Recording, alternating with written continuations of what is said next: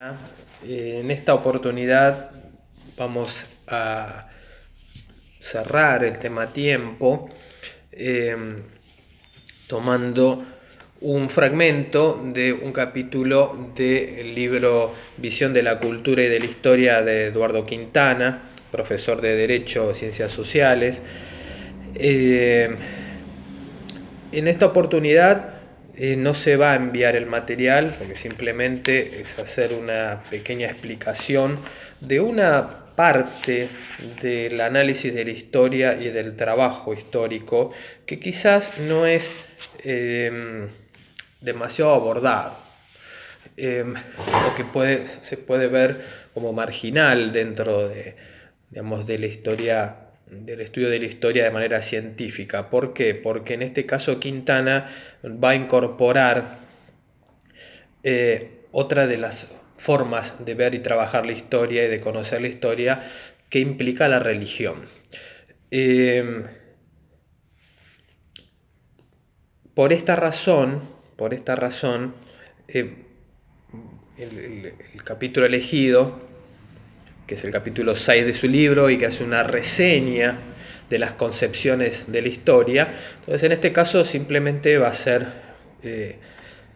contar, redondear un poco el tema tiempo con algunas cuestiones que ya sabemos y sí agregar, que eso puede ser simplemente anotado, ¿sí? Como apunte de esta explicación, y con eso ya estaría bien.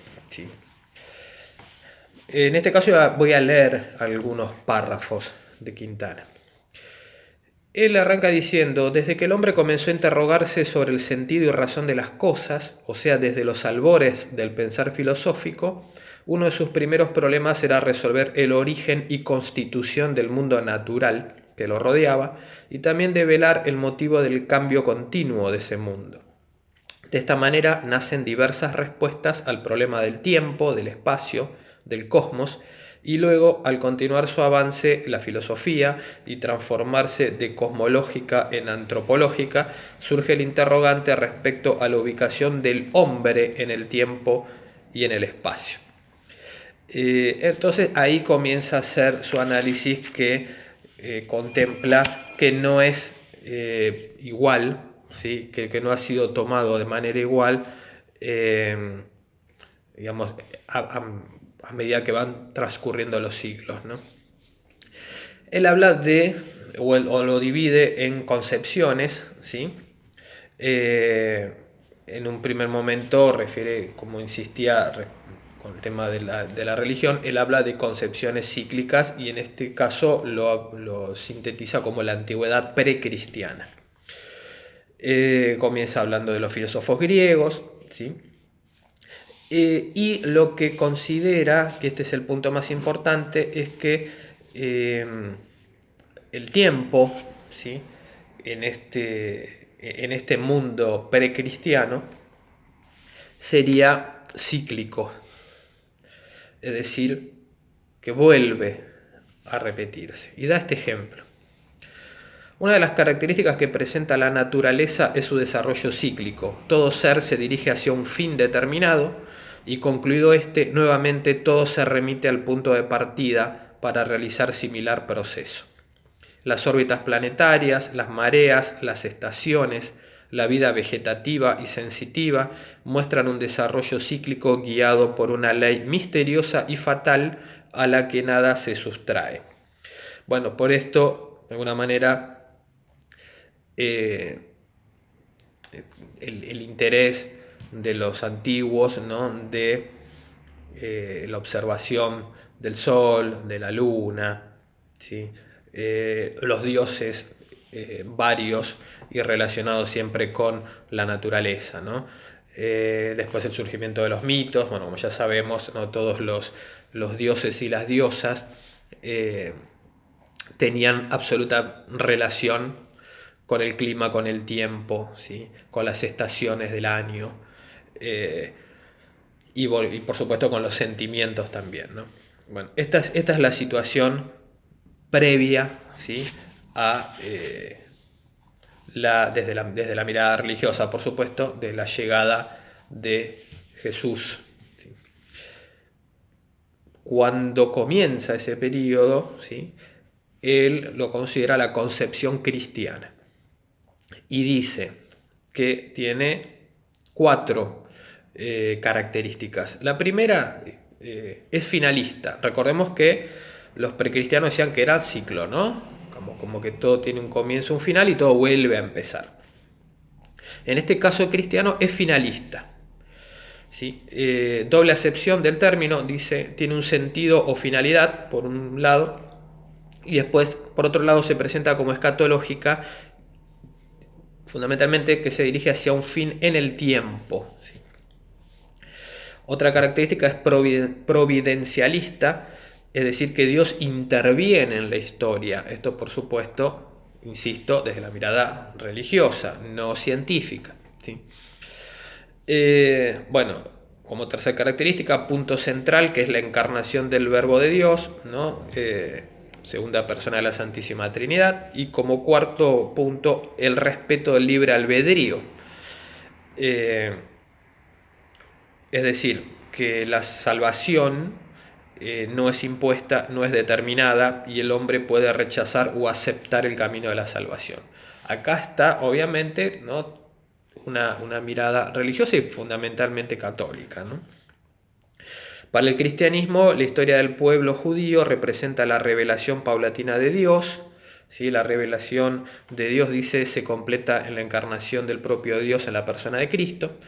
Bueno, y esto es lo que nos determina, por supuesto, el calendario que aún hoy nos manejamos, ¿no?, que del lado occidental, por supuesto, que es el antes o después de Cristo, ¿no? Siempre cuando hablamos en términos históricos, siempre utilizamos estos términos de antes o después de Cristo.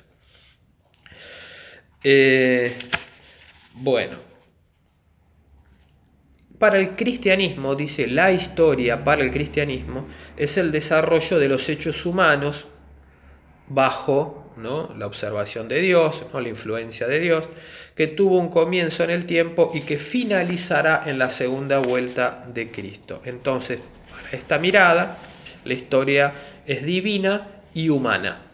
¿Sí? Tiene como su principal exponente a San Agustín, del siglo V, considerado para muchos como el primer filósofo de la historia. Y agrego algo que escribe respecto a esto, sobre San Agustín. El hombre no es simplemente una parte de la naturaleza, al contrario, la naturaleza sirve al hombre y lo sostiene.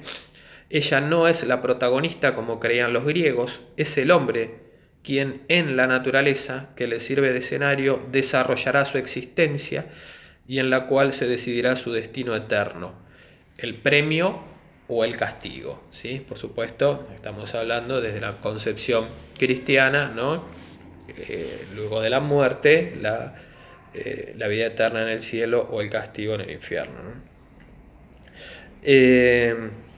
Por eso el término dos ciudades, que es el escrito más conocido de San Agustín, ¿no? Solo hay una historia, la de la salvación o condenación eterna, y esta se desarrolla en esta vida. Dos amores construyeron dos ciudades, el amor a Dios y el desprecio a sí mismo, la ciudad de Dios, el amor a sí mismo y el desprecio de Dios, la ciudad del hombre.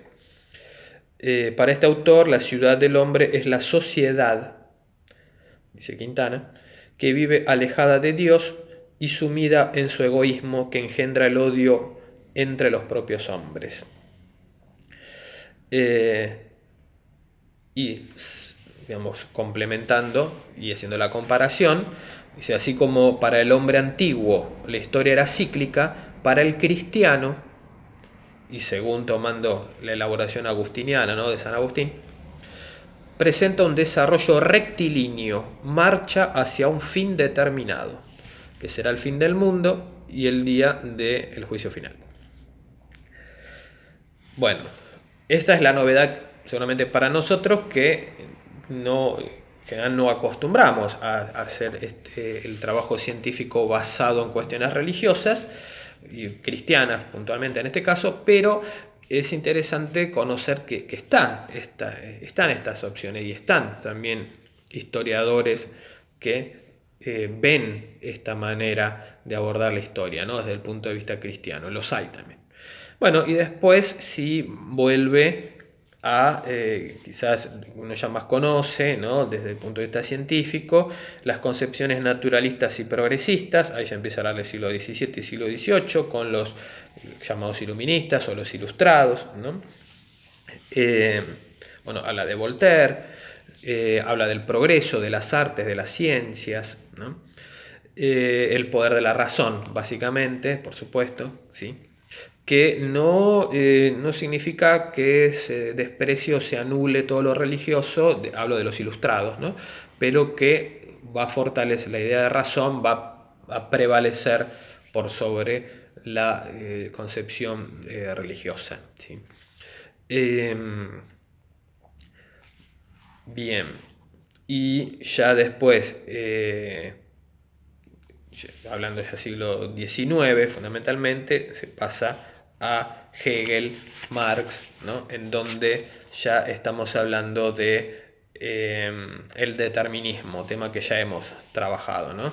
El determinismo, sí, acá hace vemos algunas explicaciones y algunas reflexiones, dice que la concepción antigua, ¿sí? También era determinista, pero la diferencia es que las teorías deterministas modernas conciben a la historia como un proceso evolutivo en constante o en continuo desarrollo, ¿sí? Donde jamás se produce el retorno a lo cíclico, ¿sí? Es decir, mientras los antiguos hablaban de un comienzo y un final y volver a empezar, ¿sí? Los deterministas sí están hablando también en este caso, pero no en el sentido cíclico, ¿no? Sino que como una constante evolución. Dice que el determinismo también toma del cristianismo, según las palabras de Quintana, ¿no? Toma del cristianismo el sentido finalista de la historia. Los deterministas también hablan de un supuesto final de la historia, pero dice que, y esto lo diferencia de la concepción cíclica, no es que hay un volver a empezar, pero el determinista no va a considerar que es Dios el que va a proponer este final, ¿no? Sino que es la conciencia humana colectiva, ¿sí? Esto, bueno, puede ser eh, absolutamente discutible, ¿no? Y la divinización de lo humano, ¿no? Acá obviamente es cuando ya comienza esta puja y esta discusión de que el hombre abandona todo lo religioso, abandona a Dios, ¿no? Y que de alguna manera se podría llegar a un final, pero por obra y culpa exclusivamente del ser humano. Eh, bueno, insisto, esto es absolutamente discutible, ¿no? Bien, bueno, esto quería agregarlo, quería comentarlo porque es una manera también, como les decía, de hacer historia. Quizás no es la más conocida, quizás no es la más utilizada, ¿sí? Pero que de alguna manera podemos también comprender que hay un espacio para los creyentes, para el religioso, para el cristiano, de hacer historia. Por supuesto, tiene unas características absolutamente dispares, ¿no? Como acabamos de ver en una pequeña síntesis en algunos puntos, en otros puede haber coincidencias, ¿sí? Pero es distinto o distinta la forma de abordar y la forma digamos, de comprender la historia a la cual estamos acostumbrados, que tiene que ver mucho más con esto que decíamos del determinismo o con las ideas más modernas y puramente científicas, ¿sí? De hecho, en la próxima semana vamos a hablar sobre, en el próximo video, mejor dicho, vamos a hablar sobre la ciencia, ¿sí? El concepto de ciencia histórica. Bueno, nos seguimos comunicando.